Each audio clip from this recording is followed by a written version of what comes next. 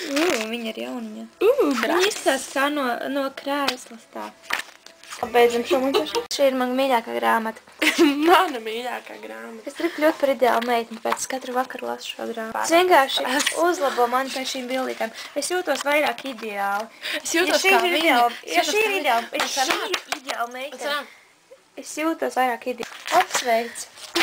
Viņa guļ piedaudzīgā pauzā, es to daru katru vakaru, tātad esmu ideāli. Tu ideālam, Jana, tu ideālam, bet nekad neaizauksi. Nē, filma neizaugs līdz šīm rudajām uzacēm. Izzini. Izmaini sevi, lai izskatītos tā. Vai tā? Vai tā?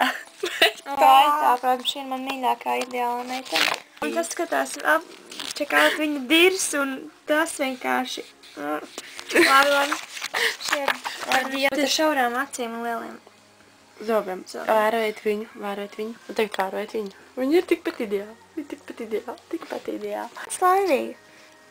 Tātad, Diena, ja tu gribi kādreiz dzīvē būt ideāli, tev jāuzvelk pidžāma bikses un jāapsēžas tieši šādā pozā. Vai tu drīkst apsēsties tādā pozā? Ideāli arī, ja tu būtu apsēsties tādā pozā.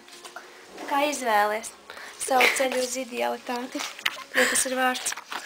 Tātad, tev jāsasniedz šāds efekts, ja tu esi tālu līdz ideālam, tālu. Tāds. Es esmu viņa rasnāts. Viņa ir rasnāts. Protams, šīs ir vispār ideāluma dievietes.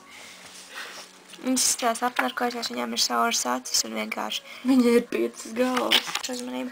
Tā ir ideālais foto. Jā, ideālā kopa bilde. Šeit ir ideāla draugu foto, tātad tev jābūt ir draugu.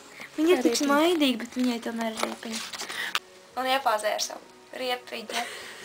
Jans.